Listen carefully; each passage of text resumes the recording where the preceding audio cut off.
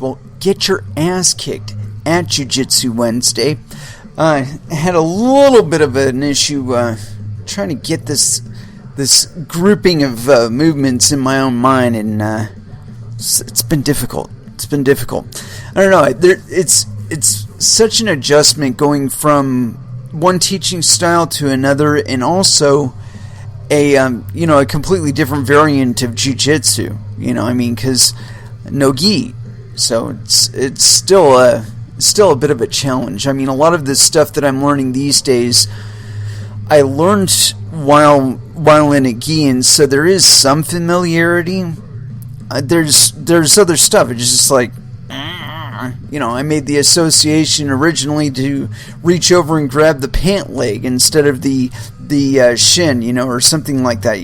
Just little things. It's little things, that you wouldn't think they would make that much difference in the outcome of the role, but they do. They do. And so, today what we were doing, it was I don't know what the name is. It was just basically it was a series of transitions going from a position of being in somebody's guard to getting to a quarter guard position, where they still have you in a quarter guard, and then doing a back step and gathering up the legs and prepping to, do bad things to their legs. And I kept doing this one a little bit wrong, and I kind of figured it out. I think it was like the second or third set of movements that we were adding onto it, and I think I figured it out was that I had to bring my knee up right behind my right behind my opponent's buttock. So it's kind of like a credit card opener. The credit card opening or credit card escape, or however you want to call that one. It's just basically it's a guard escape. And the way I was going through it is just how I'm used to doing it. Is you put your hands on their hips and you tuck your elbows inside their knees, and then you bring the one knee up in between their legs, right? And so when you're pushing down with your upper body, you're forcing their legs open.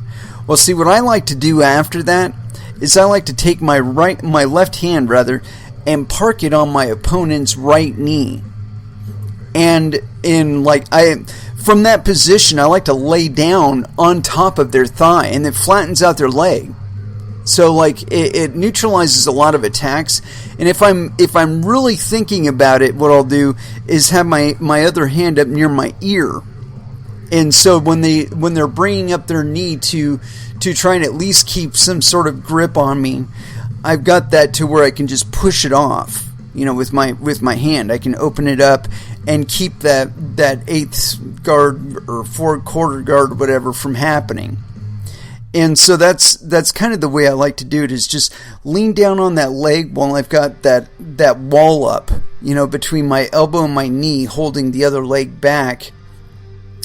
And the way I was going over it that was goofing me up was that I was bringing my knee all the way through and doing the what do you call it, the knee slice on my right side, as opposed to taking my right knee over their right leg. I was taking it over their left leg and keeping it kind of pinned open by holding the other knee and just sweeping it into the inside there. And I don't know why. It's just it's something that, having done it enough times, that feels natural to me. It feels natural to break somebody's guard that way, is to get those elbows tight on the inside of your own knee, preferably on the one side that you intend to pass on, and flatten the leg. Don't just keep the knee bent or whatever. Flatten their leg. Put your chest on top of their leg and flatten it, and then just hold that knee down. And now that leg's not coming up. And another way to go about it is you can take if you've got your hand there, you could take your right leg and bring it up over their right leg on the top, or from underneath rather. And I don't think that would be as easy. I think if you had the knee and you were bringing your body up from there, to where you had enough clearance to sweep it through, maybe if you were lucky, you'd be able to do it that way. But even so, if you were to do it the way that I had started doing it, where I was taking my right knee and bringing it on the inside of the left knee, or left leg of my opponent, and then sweeping it to the outside on their left side, and keeping my foot hooked to where it was like right on the inside of their inner thigh on that side. You can lean back on that, and that'll keep them pretty pinned. And it also set you up for getting their other leg. So like they might bring that other leg up after you've changed where your weight is, and try and hook it over your shoulder or something like that. Just grab under the hamstring and then lean over their other side and post out on your hand, and then bring your right leg right on through onto the other side of their right leg, and then you've already got their right leg tied up in your hand. You've got it maybe tucked to your chest, or at least holding out. You got control over it.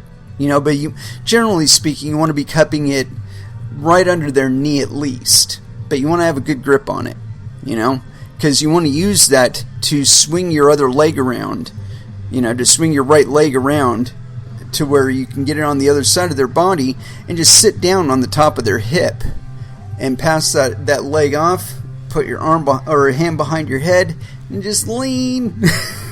Tap, tap, tap, tap, tap, taparoo. But yeah, so it was a fun class. It was one of those positions though that I think it would have been interesting to do what do you call it? Positional sparring on. But I figure we'll get to that whenever they feel comfortable doing it. My opponent, my teammate, my training partner. But yeah, so it was a really interesting little roll today. I kept fucking up though, and what was funny though is my legs would end up in the wrong position, or my hips would end up in the wrong position, and to some extent I would just kind of go with it, just to see where it took me or whatever. And I was coming up with some interesting stuff.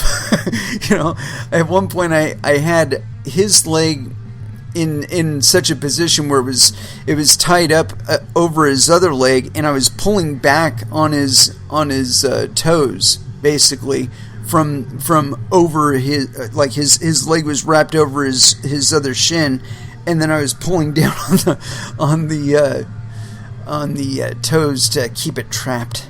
And I think if I would have went a little bit further, it could have been a tap out kind of position. But anyway, it was a lot of fun. I'm assuming at one point or another I'm going to be able to fully articulate like the names of these things where I'm going like, from the truck to the side control to the and I'm just not there yet. Not with this style. And I've noticed that my jiu-jitsu kind of ebbs and flows. I've been a little more sedentary other than jiu-jitsu, so I'm not moving around as much as I should be. And so I picked up a few pounds. I'm back up to like 218. So, I'm just taking it as quickly as I possibly can, and just trying to get better. I didn't stay in roll today, and I probably should have, but there's a point I reach like in my competency where I start feeling guilty for not staying there. And I can kind of feel that a teeny tiny bit, where I'm still kind of wavering. Like if somebody had said, "Hey, you want to roll?" I probably would have done it. That much encouragement or whatever, I probably would have done it. But that didn't happen, and I was pretty much walking off the mat to begin with. So, like I said, I'm not quite to where I'm feeling guilty for having missed out on it, but I am getting there. And I imagine it won't be too much longer before I start feeling guilty for not being there on the days that I typically am not even there. And it's just like I said, it's an ebb and flow kind of thing. My jiu-jitsu has always cycled like that, where I'm always keenly interested in it, but it's like how much of my time other than my normal load of jiu-jitsu do I dedicate to it. And so like I said, where I'm at right now, I'm on my way there. I imagine a couple classes from now, or maybe even a couple weeks from now, I'll start feeling really fucking guilty for not staying in there and really working on improving my game with a little additional time. They did kind of goof me up a little bit on one thing, but it's just a mental thing. There's always space available to do my own kind of workout and exercise that I feel is necessary. Anyway, let's go ahead and throw down with some music.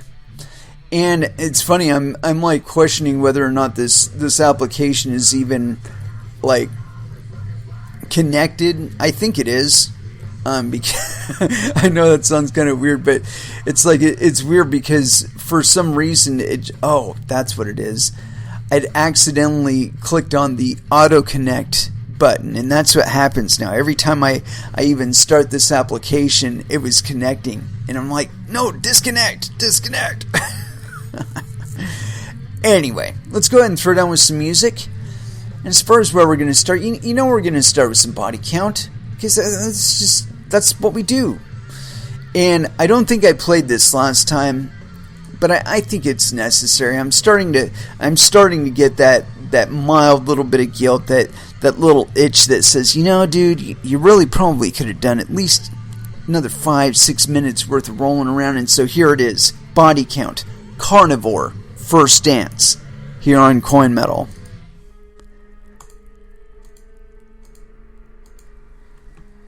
"12-foot ninja, dig for bones." And so, as far as what we're going to get into today, I actually did a little bit of searching around and found some stuff. And oh man, I'm hesitant to pick one side to start on. I mean, it's one of those things where got a lot of good stuff to cover today, or at least it's not a lot, but it's a decent amount. Anyway, if I can get through this damn window thing here. Yeah, good, wonderful, fucking piece of shit website. Yes, wonderful. Fucking thing. There we go.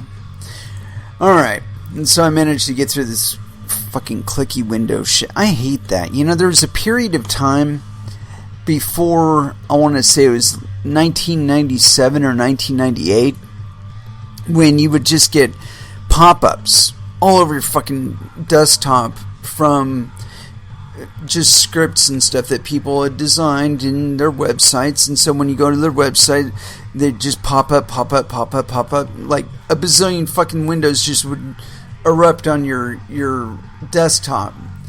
And so the reaction among the internet community was that they did not like this, and that it had reached a point where they kind of banned it on their servers.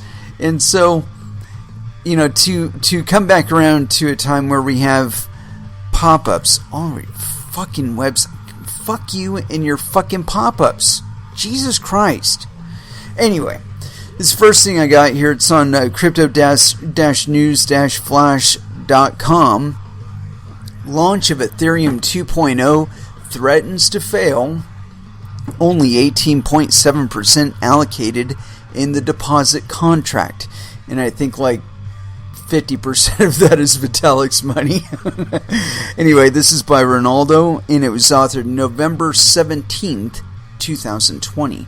So is today the 18th? Let me check and verify something. Yeah, today's the 18th. Huh.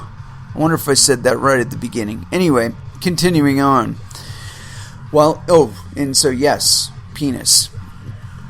While Ethereum's 2.0's Phase 0 deployment is scheduled for December 1st, the real deadline for the launch is November 24th, 12 p.m. UTC. In total, 524,288 Ethereum need to be allocated in the deposit contract in order to launch Phase 0 of Ethereum.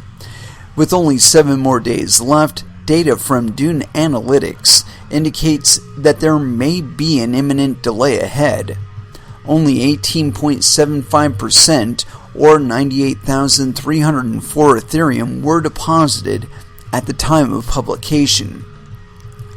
The coordinator of Ethereum 2.0, Danny Ryan, posted the following after the publication of the deposit contract's address in case not enough Ethereum are deposited. Quote, "To trigger Genesis at this time, there must be at least 16,384 32 ETH validator deposits 7 days prior to December 1st. If not, Genesis will be triggered 7 days after this threshold has been met, whenever that may be." Wow. Dune Analytics also reveals that only 3,077 transactions from 476 single depositors have been made to the deposit contract.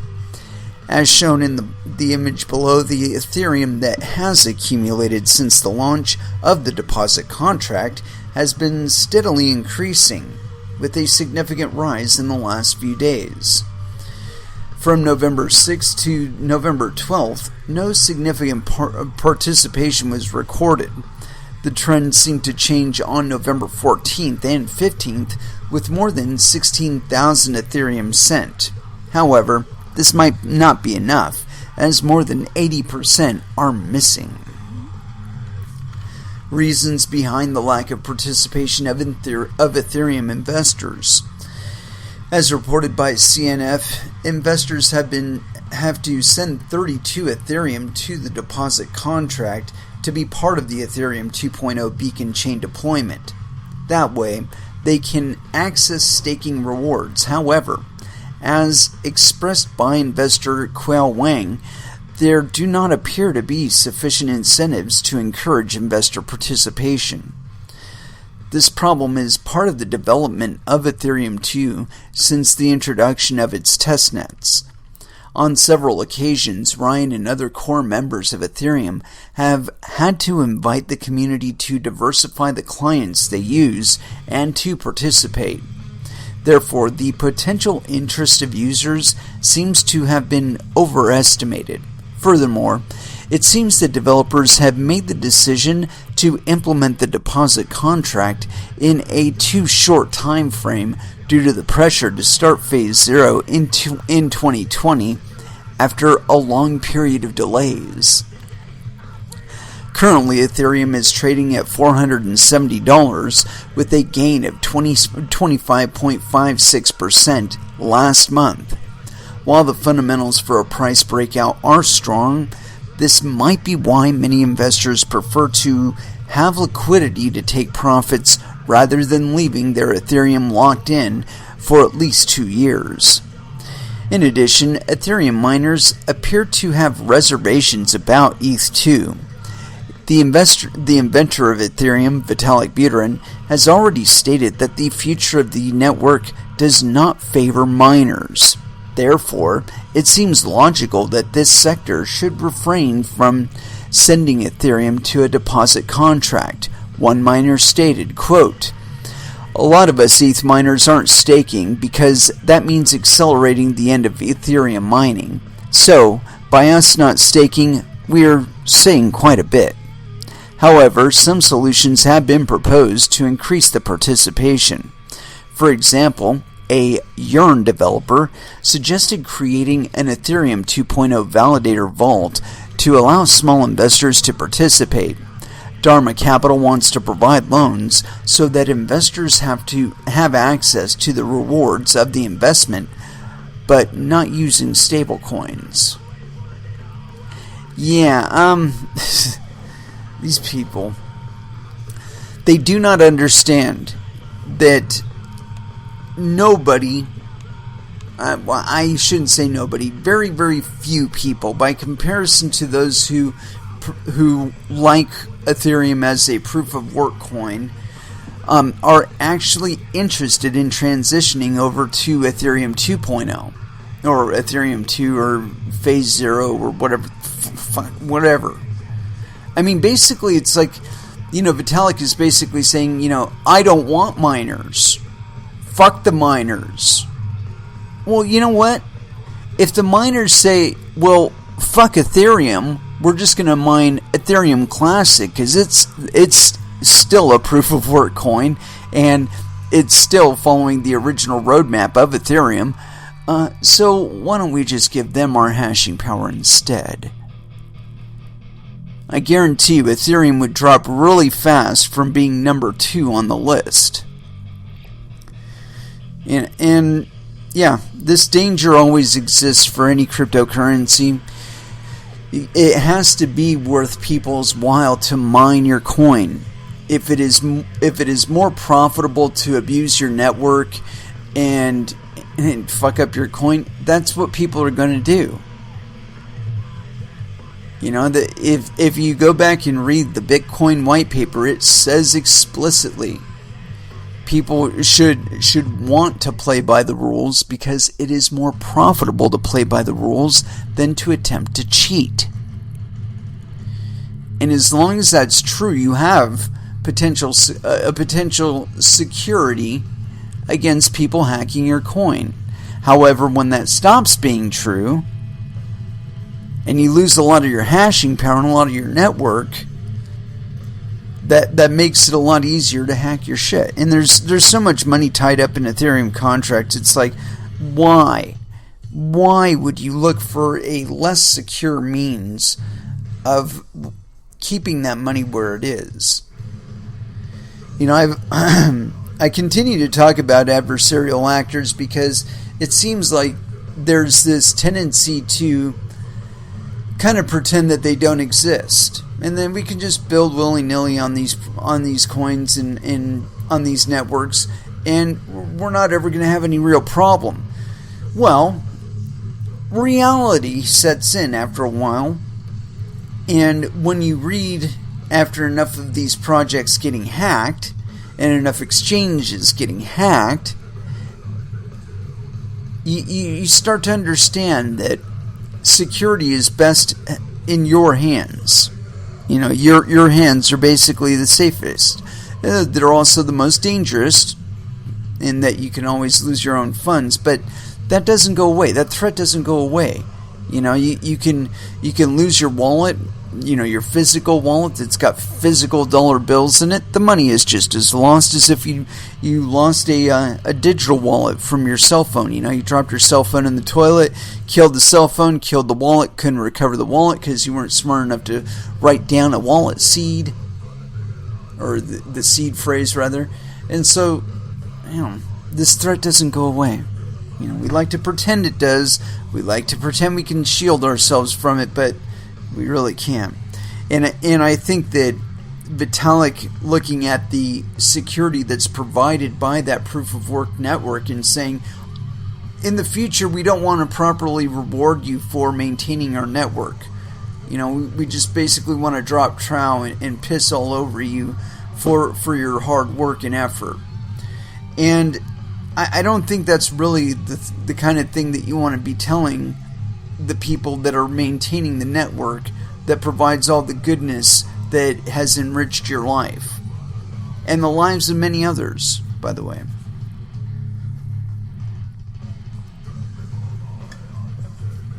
Sorry about that, I had to get a sip. Anyway, as far as where else we're going to go tonight, that was just one little taster here. But I wanted to get into this white paper because it's very important that we get some context before we go forward. And fortunately enough, it's relatively short, so as far as white papers go.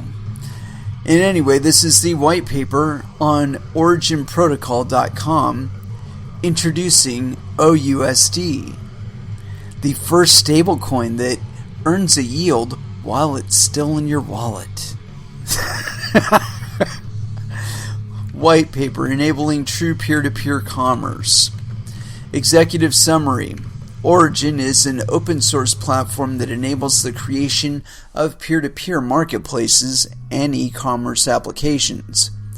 The Origin platform initially targets the global sharing economy, allowing buyers and sellers of fractional use goods and services, car sharing, service-based tasks, home sharing, etc., to transact on the distributed open web. Using the Ethereum blockchain and Interplanetary File System, IPFS, the platform and its community participants can interact in a peer-to-peer fashion, allowing for the creation and booking of services and goods without traditional intermediaries. We intend to enable a large-scale commerce network that 1. Transfers direct financial value, listing, transaction, and service fees from large corporations like Airbnb, Craigslist, Postmates, etc. to individual buyers and sellers. 2. Transfers indirect financial and strategic value, privately aggregated silos of customer and transaction data from those same corporations to the entire ecosystem. What? Transfers indirect financial and strategic value, privately aggregated silos of customer and transaction data from those same corporations to the entire ecosystem. Okay, so basically they're going to be tracking all of Walmart's traffic through them and selling that metadata to everybody else. Continuing. Number 3, creates new financial value for marketplace participants to contribute to the growth of the network, ergo building new technology for the Origin platform, bootstrapping new product verticals, and referring new users and businesses. What's a new product vertical? Can someone define that for me? 4, is built on an open, distributed, and sharing data layer to promote transparency and collaboration. 5, immediately allows buyers and sellers across the world to do business with each other without difficult currency conversions or tariffs. 6, promotes personal liberty by not allowing a central corporation or government to impose arbitrary and oftentimes onerous rules on how to do business. To accomplish these ambitious goals, we've created the Origin platform with incentives that encourage other technologists, businesses, and consumers to build, contribute to, and extend the ecosystem with us. We imagine a broad collection of vertical use cases, ergo short-term vacation rentals, freelance software engineering, tutoring for hire, that are built on top of Origin standards and shared data. As of this writing, the Origin platform is currently in mainnet beta. The 1.0 platform launch is scheduled in Q1 of 2020. While much of the engineering work has thus far been shouldered by our core engineering team, we anticipate that a significant amount of future development after the 1.0 launch will come from our growing open source community.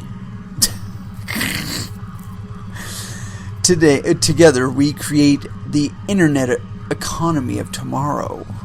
This white paper details why a new form of peer-to-peer commerce needs to exist, the proposed benefits of the Origin platform, our product strategy, key features, and technical overview. An overview of the Origin team and our community. Why? Background. Since the advent of the internet, digital marketplaces have paired buyers and sellers of goods and services to enable transactions that were never before possible. Craigslist launched in 1995 and for years dominated in local and neighborhood commerce. That same year, eBay was started and created an entirely new category of auction-based sales, creating a more market-efficient way to do business. Fast forward 20 years, and countless internet marketplace businesses in both the B2C and B2B categories have flourished. In recent times, sharing economy marketplaces like Airbnb, Uber, Getaround, Fiverr, and TaskRabbit have paired buyers and sellers of the sharing economy with great success. Fractional usage of assets can now be, quote, sold just as easily as atomic items. What? And people all over the world are exchanging their excess inventory, time, and skills for financial gain. These new marketplaces that focus on gigs, services, and fractional asset use are particularly well suited for disruption by peer-to-peer systems built on the blockchain. Most sharing economy businesses have several things in common. First, as a collection, these companies have created tremendous impact to the world. Consumers of marketplaces have been able to improve their lives with access to products and services that were not available previously. Suppliers have used these platforms to reach customers at great scale and ease than before. Or greater? Did they use... Yeah, greater scale. Each marketplace creates a, quote, home for buyer and supplier to come together and transact, creating liquidity for that market. Second, most sharing economy businesses follow the same growth life cycle. Save for a few exceptions, these marketplaces are notoriously difficult to start and grow. Marketplace businesses oftentimes require millions of dollars just to get off the ground, and, in the case of Uber and Airbnb, billions to scale. It is the norm for these businesses to run at a deep loss in the early days. In effect, the corporation is subsidizing the usage of the marketplace for the participants. However, because of highly positive cross-site network effects, successful marketplace businesses are able to grow revenue exponentially over time, usually by charging a service fee for every transaction that happens on the network. Network effect businesses like sharing economy marketplaces are usually winner-takes-all businesses, and at mature stages extract a disproportionate amount of value from the network for the managing corporations and their shareholders. In many ways, they begin looking like monopolies once they reach scale. That's the whole point of quote-unquote scaling, is to narrow the provider end down to the point where one provider is supplying millions of users. It's a stupid idea. Continuing on. Finally, while there are very significant differences in user experience, business mechanics, and vertical specific features among internet marketplace companies, they all share many pieces that have been built and rebuilt many times.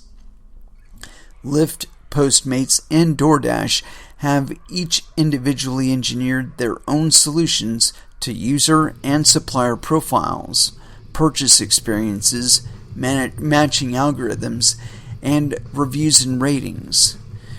This is valuable proprietary technology on the one hand. On the other, it is a wasteful use of time. And on the other hand, it is a wasteful use of time and effort to reinvent the wheel each time to create a new marketplace vertical. Consumers are also left creating and managing dozens of accounts on these marketplace companies, each of which owns their personal data and transaction history. The wasteful time and effort to reinvent the wheel each time, that's having done that keeps you from the necessity of having to have people funding you. continuing on. It's doing the actual quote-unquote work involved. For several years now, blockchain innovators and investors have called for teams to build peer-to-peer versions of existing sharing economy businesses and create even more efficient way to conduct internet commerce. Quote, peer-to-peer lodging sites like Airbnb have already begun to transform the lodging industry by making a public market in private housing. However, adoption may be limited by concerns about safety and security, guests, and property damage, hosts. By enabling a secure, tamper-proof system for managing digital credentials and reputation, we believe blockchain could help accelerate the adoption of peer-to-peer lodging. And that's Goldman Sachs research, blah, blah, blah. Don Tapscott, author of Blockchain Revolution, says that the technology underlying Bitcoin could be used to disrupt the likes of Uber and Airbnb. No, it's not one of those things. I mean, really, why would you worry about it? Like, I mean, Uber and Airbnb could just as easily be taking payments in Bitcoin or any other cryptocurrency as any other service, any other person wanting to provide taxi service. You know, but you do get some additional assurances of Uber and Airbnb. Anyway, continuing, quote, it will be very difficult for intermediaries to have sustainable business cases, Fritz Jusen said. These platforms, travel intermediaries, build reach by spending billions on advertising, and then they create monopolistic margins on top of what they have as sales and marketing. They do offer great sales and marketing. Booking.com is a great brand, but they create superior margins because they have monopolistic structures. Blockchain destroys this. Yeah, he's full of shit. However, much of the infrastructure and plumbing to build distributed marketplace apps did not exist prior to Origin. We aim to address the shortcomings of existing marketplace companies and are excited that we have launched the Origin platform as a way to usher in peer-to-peer commerce at scale. Unfair value capture, or shortcomings of existing marketplaces. Unfair value capture. Value taken by today's trusted intermediaries is oftentimes not commensurate with the value they create. In addition, value capture is concentrated to the network operators and not to the network participants. As an example, we can examine Airbnb, which has built a business currently valued at a reported $38 billion. Airbnb has built an impressive technology platform that facilitates online bookings and reviews, as well as launched local operations teams to bootstrap and cultivate local markets. Even in 2017, the company boasted 4 million short-term rental listings. There is no denying that Airbnb has added immense value to the ecosystem by supplying both bits and blocks to the ecosystem. The short-term home rental market would not exist without Airbnb having created it. Today, the technology platform has been built and the marketplace grows organically with new hosts and users both proactively seeking out Airbnb's website and the mobile app. Airbnb charges guests 5 to 15% and hosts 3 to 5% of every booking. This means that Airbnb will capture as much as 20% of the value of every transaction, regardless of whether additional work is being done by the company. Airbnb also automatically withholds local taxes as well, which can be significant. For example, the hotel taxes in Chicago, Atlanta, and Seattle are 16%. Well, Now you know where not to stay. It's worth noting that Airbnb is not alone in charging egregious fees for its matching service. Online travel agencies like Booking.com and Expedia charge affiliate hotels 15 to 30% of transaction value. In this case, while buyer and seller are both better off than they would be without Airbnb, they are leaving money on the table since both sides would be willing to meet at a price somewhere in the middle. A more efficient market would exist if the transaction fees were removed or even decreased. Buyer and seller will both be better off economically as Airbnb is disintermediated. Wrong. Anyway, continuing. Quote, what if efficient marketplaces could be built that do not charge expensive transaction fees? Yeah, we already did that. It's called Bitcoin. Further, as Airbnb has thrived, it is the company's shareholders that will reap the handsome rewards. The company's founders, venture capitalists, and employees will make an immense amount of money in an IPO that is anticipated in 2020. But what about Airbnb's earliest hotels that supplied liquidity to the market? Sure, they benefited by making revenue on the platform, but they are not getting outsized rewards for their integral contributions in the early days of the marketplace like employees and investors are. In a somewhat exaggerated analogy, the company is running a feudal system where its hosts act as serfs to overfill the network owners' coffers. How do we allow early contributors to important networks capture value more fairly? What? Okay. Data is siloed by private corporations. Each marketplace operator controls a valuable but close store of user and transaction data. We believe users should be able to own and control their own data. We also believe that transparency is critical for trust. Too often, corporations control access to their users' own data for their own benefit. When guests set up a methamphetamine lab in an early Airbnb apartment, Airbnb's team of lawyers immediately descended with non-disclosure agreements and hush money to stop the negative press from getting out. That might have been the right decision for Airbnb, but the company's customers deserve to know the truth so that they can make informed decisions with whom to transact business. With the blockchain, everything is public and immutable, so transparency is a default feature. Open shared data also has the positive externality of encouraging competition and ever improving updates to the community. Quote, what if network data was owned by the community and not a private operator? Potential lack of innovation.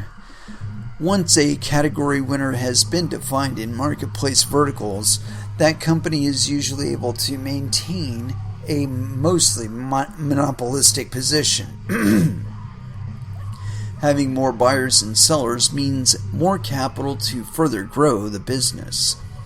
Having invaluable troves of data, marketing dollars, and brand recognition are all powerful moats that prevent competitors from entering the market, thereby stifling innovation.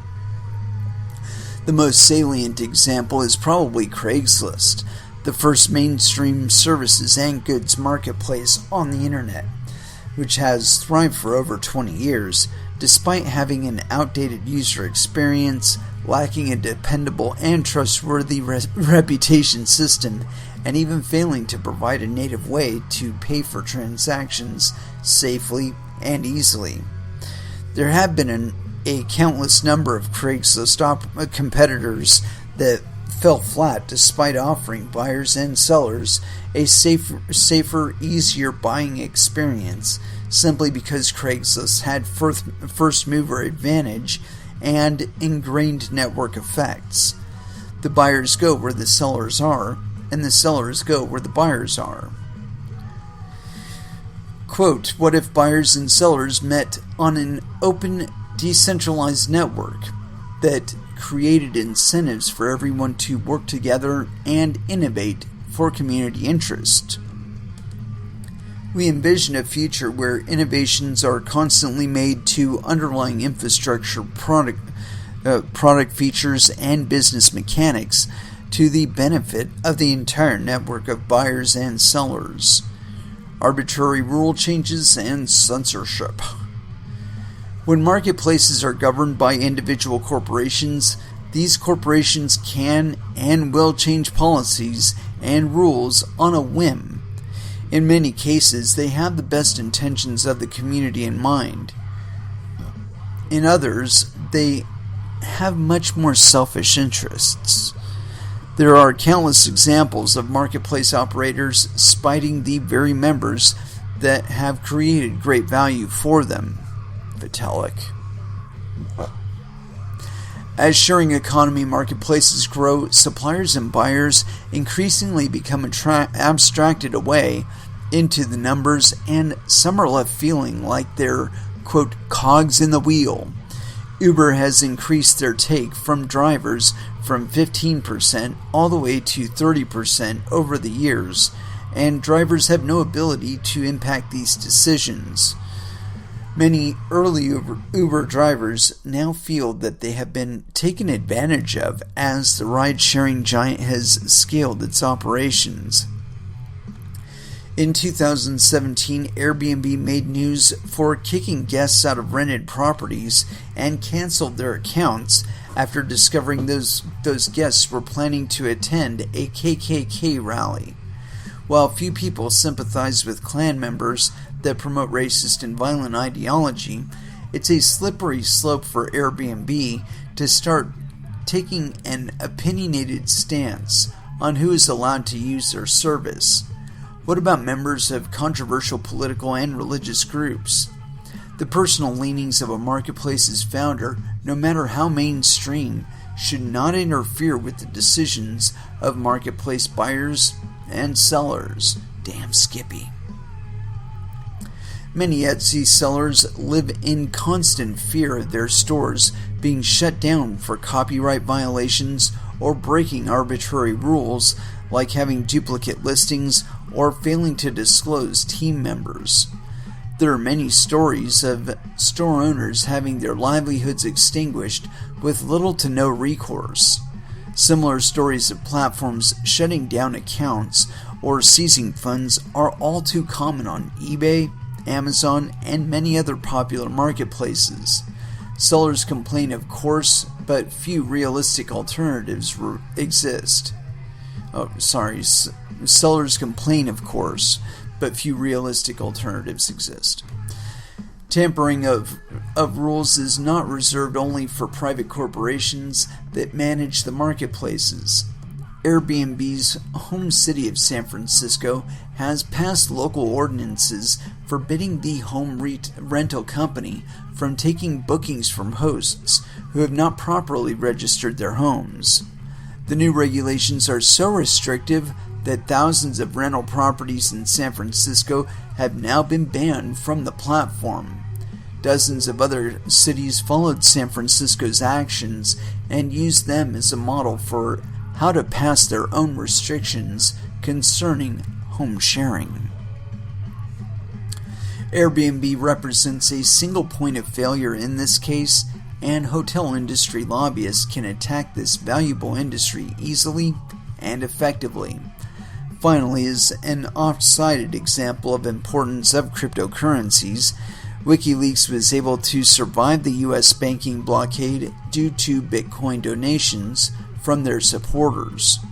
By building tools for people to transact with each other in a trustless, distributed fashion, we can eliminate these single points of failure in our systems that undermine our personal liberties.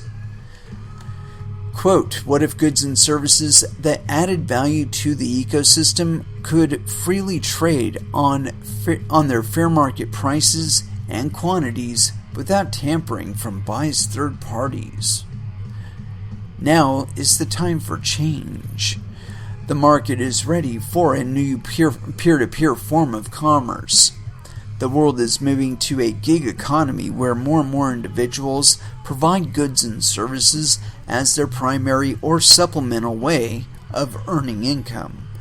Over 22% of U.S. adults have become suppliers to the sharing economy as of 2016, and this number is expected to increase over time. These suppliers will hugely benefit from an open network that does not charge exorbitant transaction and service fees. Gross bookings on the sharing economy are expected to exceed $335 billion by 2025. Platform revenues, mostly fees taken by the companies for the sharing economy, are expected to more than double to $40.2 billion in the next 5 years. While the overall market continues to boom, value capture is only shifted in favor to the regional monopolies. Recently, Airbnb dramatically increased its fees for hosts in many global regions from 3 to 5% to 14%. Similarly, Uber's advertised 25% commission rate is not actually significantly higher when factoring in an additional fees that are passed on to their drivers. For example, the median commission that Uber charges in San Francisco was recently estimated at 39%. Kiss my ass. Holy crap. We're going to take a pause right there, and we'll pick it up on the other side of the music break. Just want to check one thing before we get back to that. Let's see if I had any suggestions, because I'm on MeWe right now and I don't see any. So we're just going to go with what we know. And as far as where that will be, let's see here. We got a little bit of dope. I'm thinking dope. Let's go with Survive. Here it is, Survive by Dope, here on Coin Metal.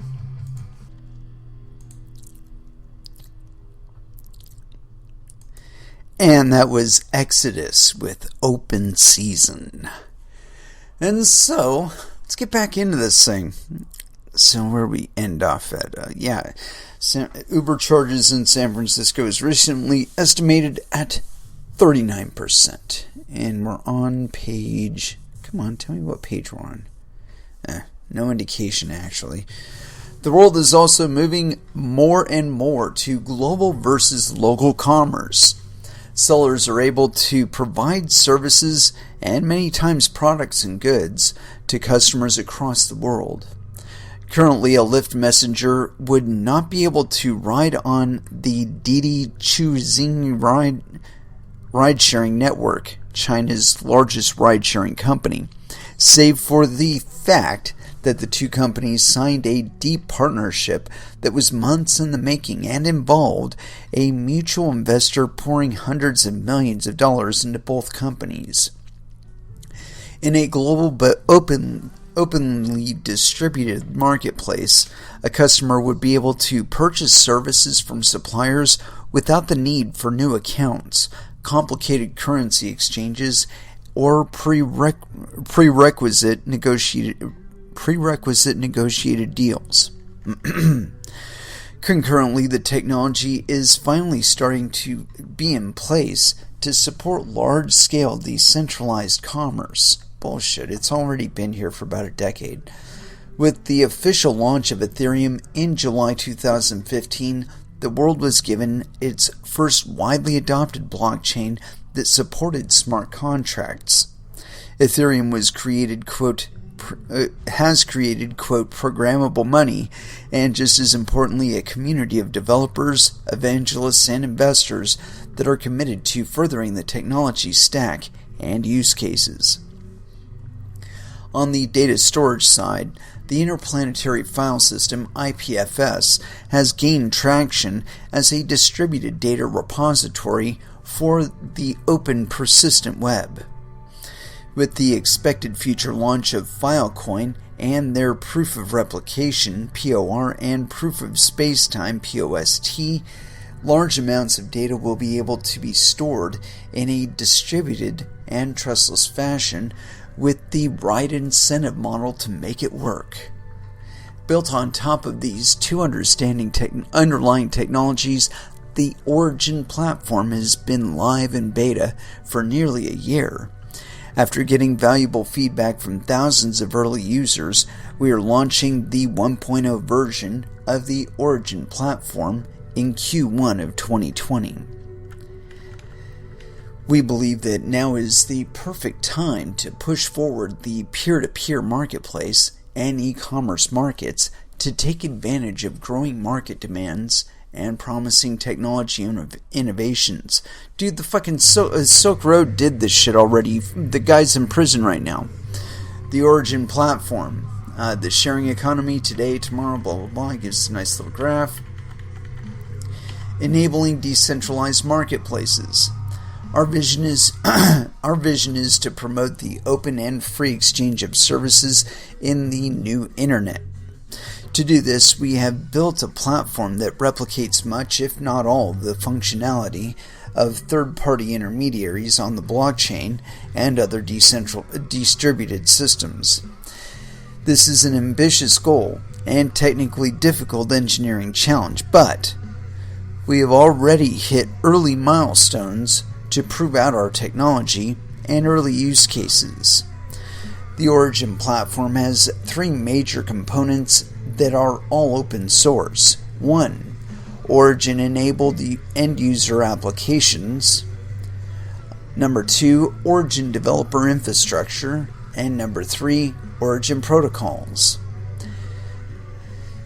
DApp, user-friendly decentralized application, enables buyers and sellers to meet, communicate, and transact. I guess this is like a visual of their stack. Developer libraries, easy-to-use JavaScript library allows developers to build a decentralized marketplace in minutes. Open source protocols, blockchain standards for user identity, publishing listings, and peer-to-peer transactions. Origin-enabled end-user applications. The Origin flagship marketplace app is our customer marketplace product that allows buyers and sellers on the network to do business. It is available today on the web at shoporigin.com on both iOS and Android mobile devices. Today there is one primary Origin marketplace decentralized app, though there are multiple vertical specific dApps. Ergo, in-home sharing or services verticals that are currently being actively developed.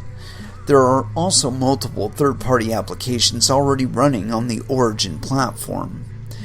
Users can use the Origin flagship marketplace app provided they have the Origin mobile app or an Ethereum wallet and a Web3-enabled browser like Coinbase Wallet, IamToken, Trust Wallet, or MetaMask. Sellers can create listings, set availability of their offerings, and accept payment. Buyers can browse and search a full index of goods and services offered on the Origin Marketplace dApp, and, most importantly, make purchases. The original dApp serves as a lightweight client on the Origin platform. The front-end code can even be hosted and distributed on the open IPFS network. Of particular note is that we don't intend for the Origin dApp to be the only access user and transaction data. Our code, protocols, and specifications are all 100% open source, and we expect and hope that others will extend and fork the code to create their own front-end experiences. Already we have had over 170 open source contributors participate in improving our core libraries and initial marketplace app. There are already multiple third-party dApps running on the Origin platform across numerous verticals such as home sharing, luxury e-commerce, and fine art. We see the Origin flagship marketplace app as just the first way to interact with the Origin protocols. In the coming months and years after our 1.0 launch, we expect hundreds of third-party websites, mobile apps, and even new APIs to be built on top of the network. To that end, we expect new and better user experiences that focus on specific verticals, ergo, home sharing versus tasks, or regions, Brazil versus Switzerland, to be created that can drill deeper on custom features and localization. These third-party developer applications will take advantage of all or parts of the underlying Origin developer infrastructure and protocols. We intend to support fully decentralized applications, partially decentralized applications, ergo applications that use managed wallets, and even more mostly centralized applications that are still focused on peer-to-peer commerce, ergo applications that utilize the Origin token for incentives that are hosted on traditional infrastructure. Origin developer infrastructure. Let me see where we're at on this thing.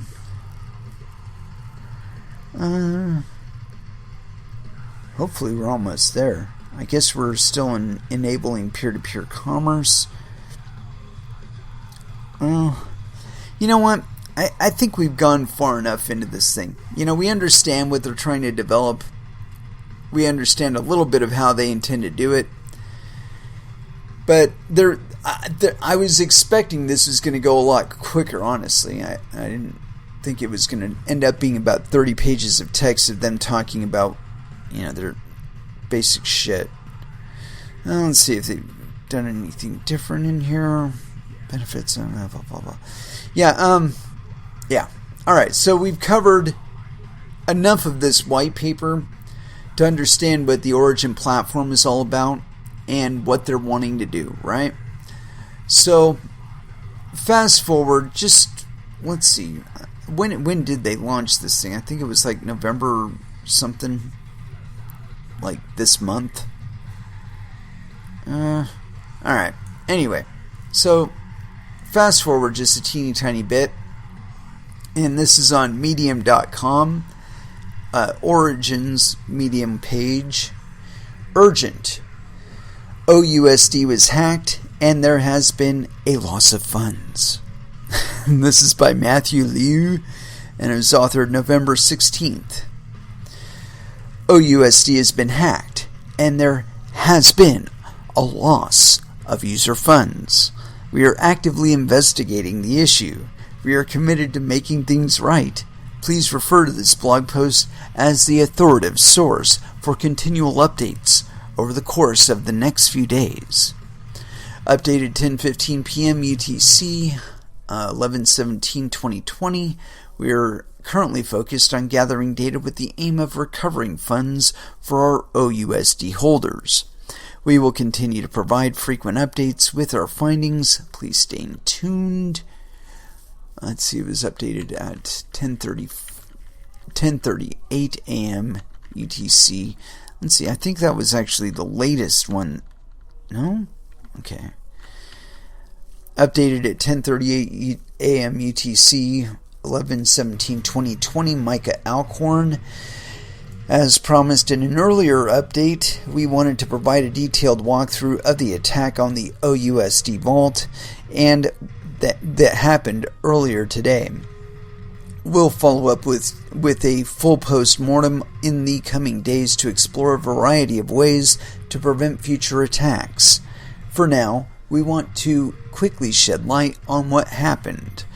We will also have an upcoming post discussing the latest on our efforts to recover funds, as well as our worst-case scenario plans to compensate users if we're unable to recoup user deposits.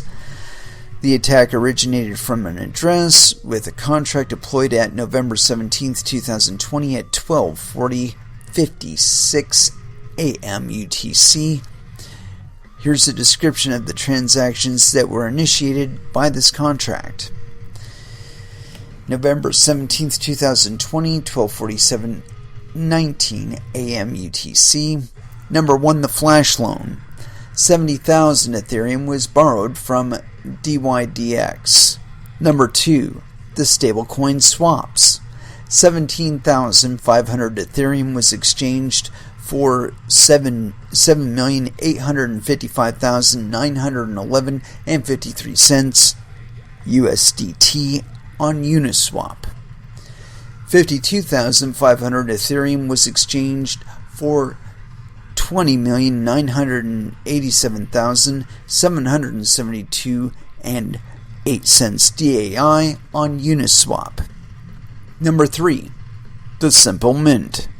Our mint method, which allows the sender to use one type of stablecoin to mint OUSD, was called with 7,500,000 USDT. 7,500,000 USDT was transferred to the vault. 7,500,000 OUSD was minted and transferred to the attacker as intended. At this point, the attacker held a little over half of all OUSD in existence, and the vault had an equivalent amount of collateral to support a supply of roughly 14,518,200 OUSD. Number 4, the reentrancy. Our mint multiple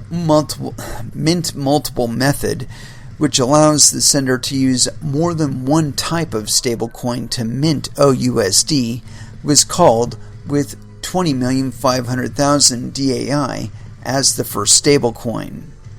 And it gives us a nice little script. Instead of using a second valid stablecoin, the attacker used the address of the malicious contract itself. Our contract failed to detect that this was not one of our 3 supported stablecoins. 20,500,000 DAI was transferred to the vault. In an attempt to transfer the fake stablecoin, our contract called safe transfer from on the attacker's contract. This function contained its own hidden call to mint 2,000 USDT, which our contract did not anticipate. The 2,000 USDT mint triggered a rebase of the OUSD supply, which caused everyone's OUSD balance to increase by a factor of approximately 2.41. 35,018,200 vault value by 14,518,200 OUSD supply. In other words, the contract thought that the additional $20,500,000 of value had come from earnings, since no additional OUSD had actually been minted yet. At this point, the attacker held approximately 18,090,156 OUSD when the vault value was 35,018,200. The 2,000 USDT was transferred to the vault. 2,000 OUSD was minted and transferred to the attacker, causing the OUSD supply to increase to an approximately 35,020,200.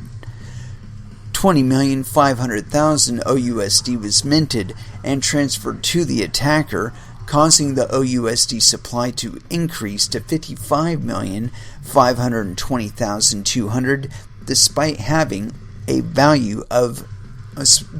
only having a value of 35,018,200. At this point, the attacker held 38,592,156 OUSD, which exceeded the value of the vault. Number 5. The initial OUSD swaps. 300,000 OUSD was exchanged for 158,550 and 17 cent USDT on Uniswap. 1 million OUSD was exchanged for 520,756 and 83 cents USDT on SushiSwap. 6. The first redeem. 19,557,311 and 44 DAI was withdrawn from the OUSD vault. 9,417,676 and 79 cents USDT was withdrawn from the OUSD vault.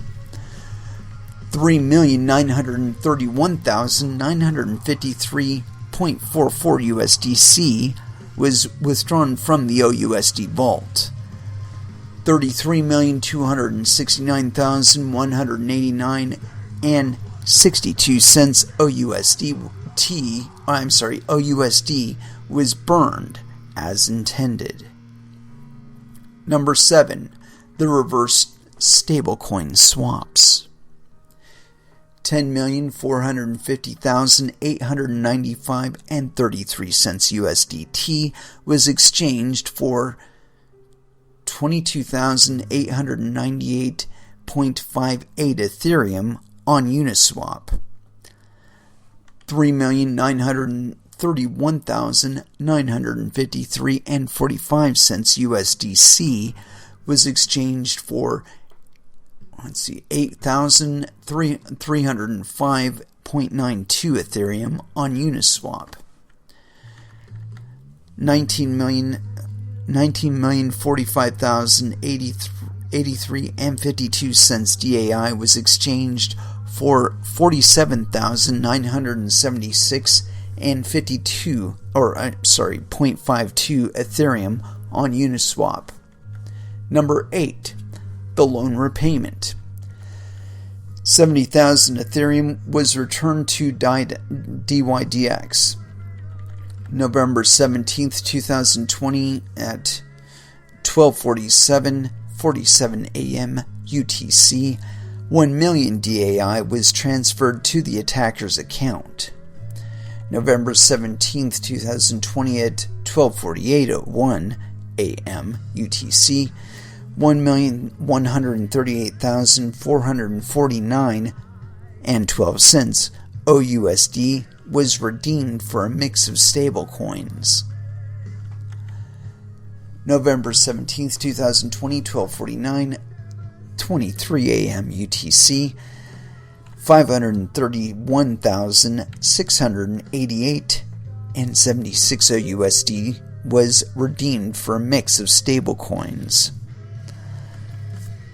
November 17th, 2020, 12:49 and 47 a.m. UTC, 248,059 and 48 cents OUSD was redeemed for a mix of stablecoins.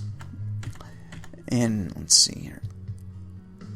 November 17th, 2020 at 12:04 a.m. UTC, 543,305 and 34 cents USDT and 226,832 and 53 cents USDC were converted to Ethereum on Uniswap and transferred to the attacker's account, along with 1,128,244 and 36 DAI, and 36 cents DAI.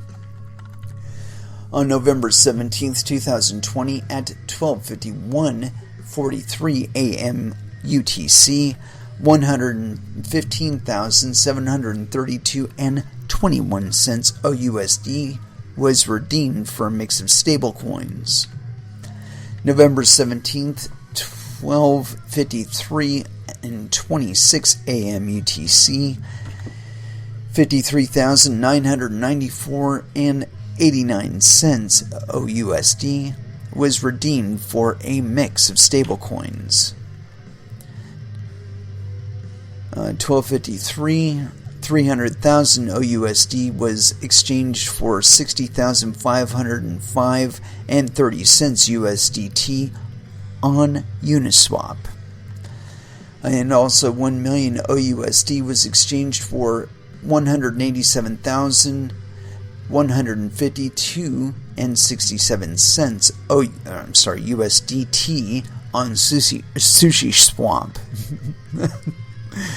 And let's see, 12:56 and 58 a.m. UTC, 25,191 and 33 cents in OUSD was redeemed for a mix of stablecoins. 12:57 and 7 seconds a.m. UTC, 300,000 OUSD was exchanged for 29,803 and 8 cents USDT on Uniswap. 1 million OUSD was exchanged for 98,401 and 29 cents USDT on Sushi Swap. At 12:59 and 49 a.m., 11,616 and 27 cents OUSD was redeemed for a mix of stablecoins. 12:59, 48 a.m., 434,407 and 95 cents USDT and 24,443 and 08 cents USDC were converted to Ethereum on Uniswap and transferred to the attacker's account, along with 121,577 and 54 cents in DAI. 1:08 a.m.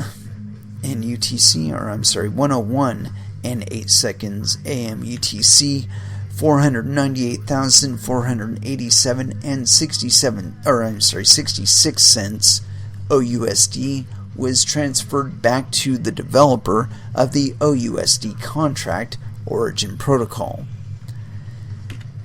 As of the time of writing, the attacker is holding approximately $3,309,557 worth of Ethereum and 2,249,822 DAI after having laundered a substantial amount through Tornado Cash, WBTC, and RenBTC. We are watching the following BTC addresses and are asking exchanges to blacklist any transactions from these wallets. Yeah, whatever. We will continue our efforts to recover these funds and appreciate information that may help our cause. Please contact in our Discord or Telegram if you have any information that may help us identify the hacker and recover the user funds. Let's see, updated at 8:43 a.m. November 17th, 2020, Josh Frazier. We are continuing to work to try to recover the funds. If you're still providing liquidity on Sushi Swap, we advise you should remove your funds as soon as possible. We also strongly advise you do not attempt to buy or sell OUSD at this time.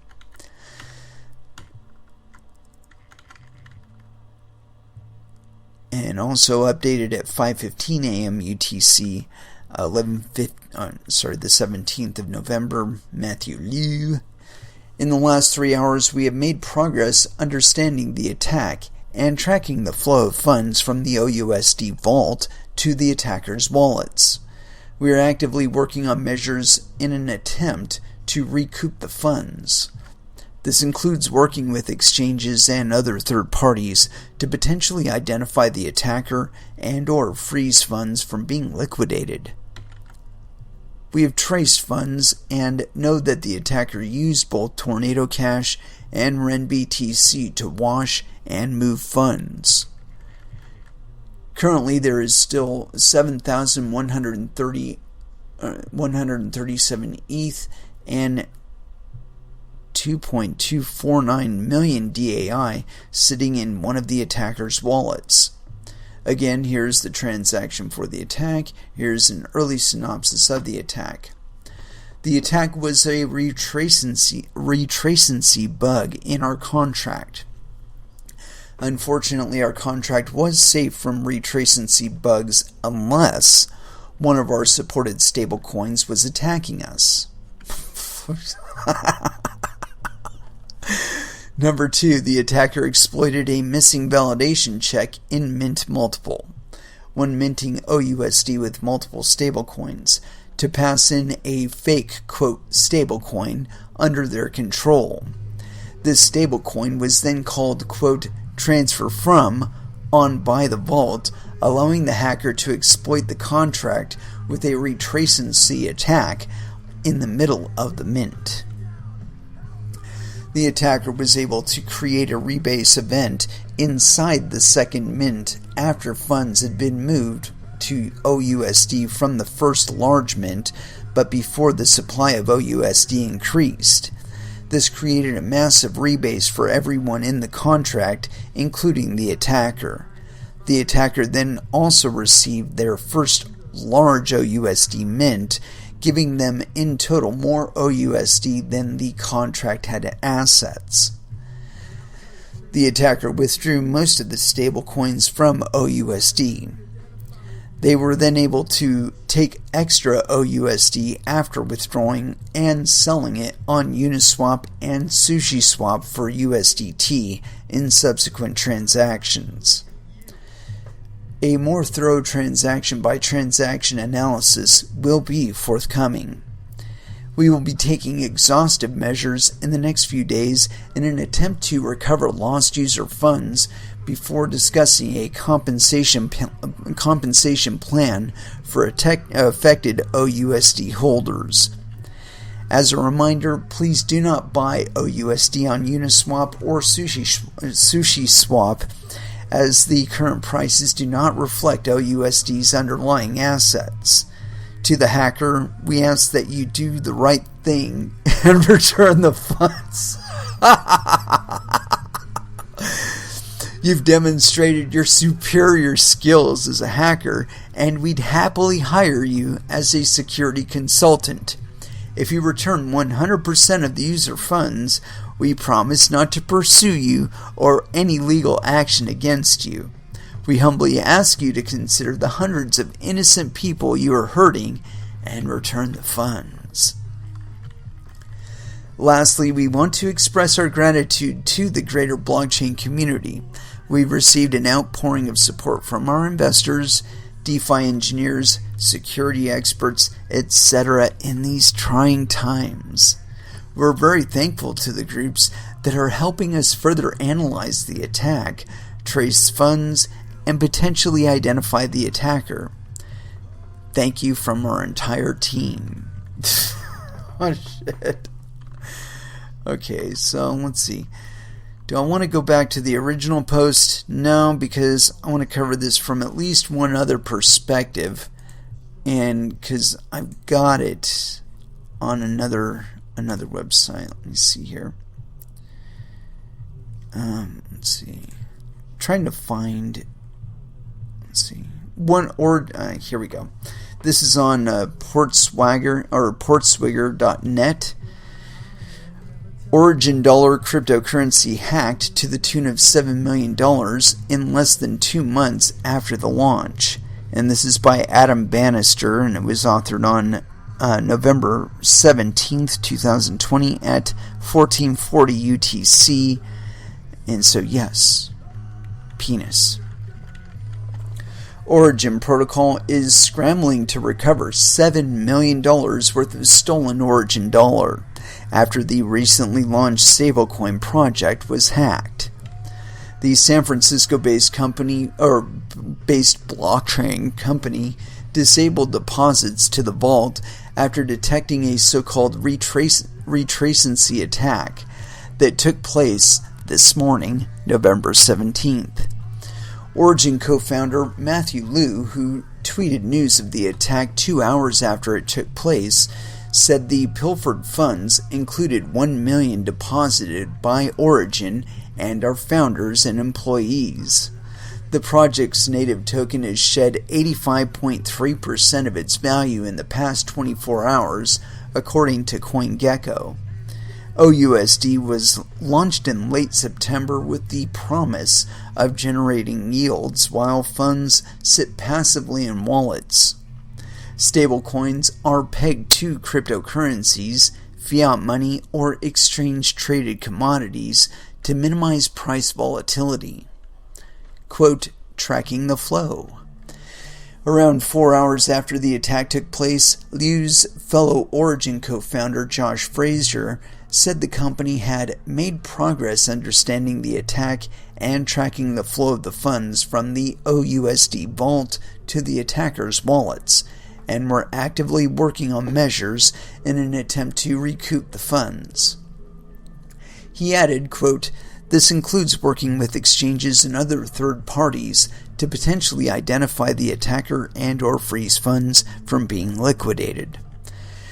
Liu said a compensation plan for affected OUSD holders would also be discussed. Users have been urged not to buy OUSD as the current prices do not reflect OUSD's underlying assets and to remove funds from liquidity pools. Liu promised that Origin would not pursue legal action against the culprit, quote, if they returned the stolen funds. Missing validation check. Fraser said the stolen funds, which had been washed using Tornado Cash and Ren BTC, had been traced to an Ethereum wallet containing over 7,137 Ethereum and 2.249 million DAI. Discussing the hack, the Origin co-founder said the attackers capitalized on a missing validation check to pass in a fake stablecoin, which was then called Transfer From by the Vault. This apparently allowing the attacker to exploit the contract with a retracency attack in the middle of the mint. Yeah, we already read that part. Sincerest apologies, we read that part. OUSD hack follows that a similar retracency attack mounted only a few days ago against blockchain-powered pension fund Acropolis, which saw the offenders make off with $2 million worth of DAI. In more positive news for the market, cryptocurrency exchange Binance last week awarded $200,000 to the investigative team that unmasked the cyber criminals behind a 2018 phishing attack and the subsequent theft of its users' login credentials. The Daily Swig has contacted Origin for further comment and will update this article if and when we receive a response. So yeah, this is not a uncommon thing for us here on Coin Metal. We cover this stuff all the time, where these contracts are getting hacked. And I mean, come on now. This isn't anything new. The DAO should have been a fucking clue to you that you cannot automate people's funds to just be dispersed on these contracts without any like custodial supervision going on, like somebody actively watching the shit go on. Because this is what you're going to run into. You know, somebody writing their own rules in the background and then fucking executing a contract and siphoning off your funds. You know, I don't have any sympathy for these people, honestly. I really don't, because this is all responsibility that they took upon themselves, and that for whatever reason, you know, they didn't audit their code well enough. I bet you anything, Ernst & Young audited these fuckers. I bet you if I looked back into Origin Dollar, I could find Ernst & Young on them. Let's just try it. Let's just do it. Origin Dollar, Ernst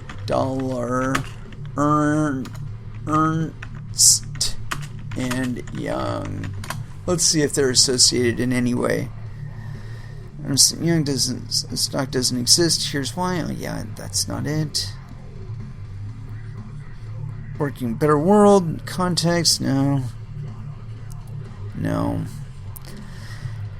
Nope. Apparently not yet.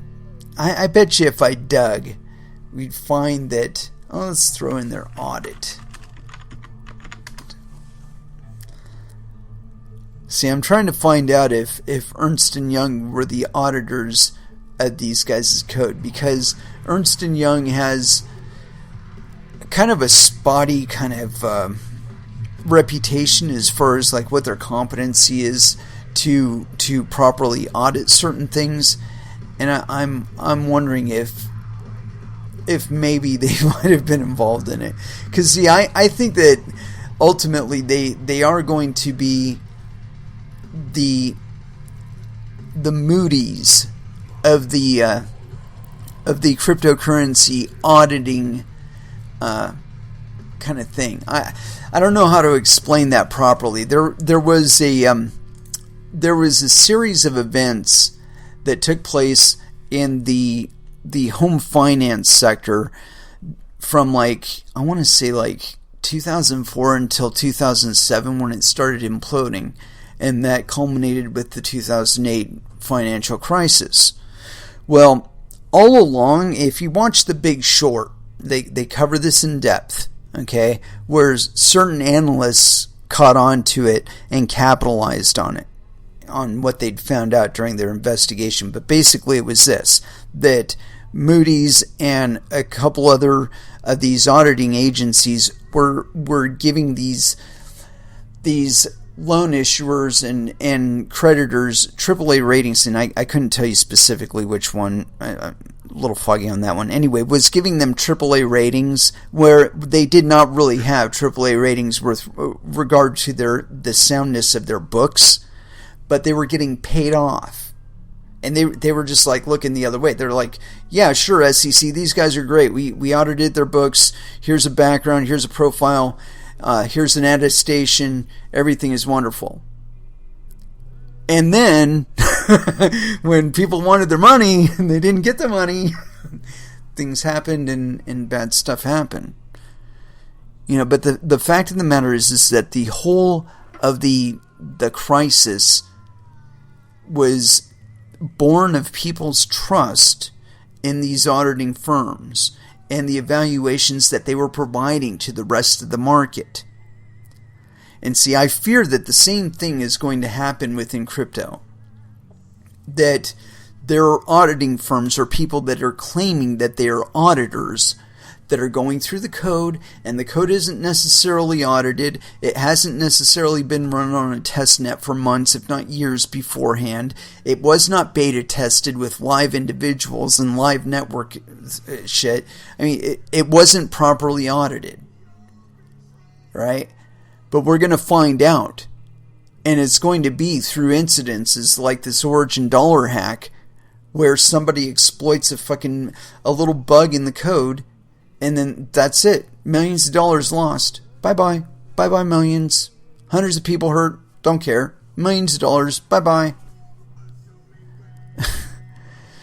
So, again, I think that we've kind of hit the threshold of credulity, you know, with regard to these projects, where we're allowing so much trust that it's literally as easy as writing out a little bit of code, a little bit of functional code, and you're able to gank millions of dollars out of these contracts. That should not be possible, especially in association with cryptocurrencies, because they're not exploiting it on chain. They're exploiting it off chain in this trust bubble that these monkeys keep creating for themselves. And look, the DeFi thing, it's all wonderful. You're doing it completely outside of the regulatory landscape, and that is fine. You are accepting that risk. However, as somebody who has been involved in this space since its beginning, in my estimation, they are far beyond what I would entertain as an acceptable investment vehicle. There are better places to put your money and to make more money and to keep your money. You know, it's like, you know, I feel like I'm pointing at a Ponzi scheme. You know, I read through these fucking people's white papers and shit, and like, you heard it. I mean, I must have read like 20 pages of that fucking material, and I got a basic outline of what they're trying to do. And I could tell you that somebody with a Dogecoin wallet doing business with somebody else in Dogecoin could accomplish everything that they're trying to do and not involve them in any way, shape, or form. Not even have to accept the amount of risk that they want to introduce into your commerce. You don't even have to risk it. You could do it in Dogecoin, no problem. It's accepted globally. There's multiple exchanges that you can transact it on or exchange it for another cryptocurrency that is on an exchange that you trust more. I.e., the utilization is available. You can do it. You don't need these people to do it. If you want to do business where you're giving rides to people in your car, all you need is a fucking cell phone with a wallet on it. And you tell people, say, hey, yo, on message boards and stuff, say, hey, I'm working in this vicinity, I'm willing to go to this perimeter, and these are the currencies that I accept. All of a sudden, you've disintermediated Origin, you've disintermediated Uber and Lyft and all those other people. Now, of course, you've also accepted the risk that when you show up, the motherfucker ain't just going to pull out a gun and steal your vehicle, carjack you, and take your fucking phone with your wallet on it. I mean, that's a threat. It exists. You got to anticipate that. And I don't think that Lyft or Uber actually give you any real security on that end. But the point being that it's entirely possible to disintermediate every one of these people. Just use Ripple. I mean, come on now. Get a Ripple wallet on your fucking phone. Use Ripple.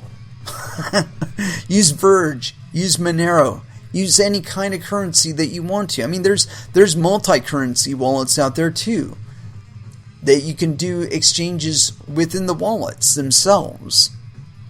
And not just, some BFE coin that nobody's ever heard of outside of that exchange. I mean, like Monero, Verge, Doge. These coins and these networks are meant for us to use in order to facilitate commerce that would not otherwise be possible. And again, these guys, they keep trying to introduce themselves, and all they introduce is a very narrow route that you have to abide by a whole shit ton of rules and regulations that you really don't need involved in your commerce at all. And on top of that, you add the loss risk, where they haven't properly audited their code, and there's some little flaw in there that some monkey out there can exploit. And there goes your funds. Given what these people are trying to aspire, what kind of utilization they're trying to fulfill, I find that they're addressing it at just the wrong point. I mean, make an app where I can look up people who have already decided that they want to allow people to occupy a room in their house, or get a ride from them or whatever.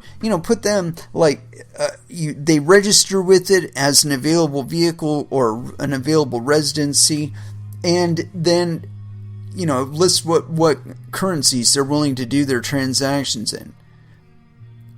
And maybe do it with a small listing fee that you collect from the person that is posting it. That could work. Launch that as an app. Anyway, I'm done giving out multi-million-dollar ideas. Let's go ahead and throw back down to some music. And so as far as where to go, I think maybe some Coal Chamber, Sway, here on Coin Metal.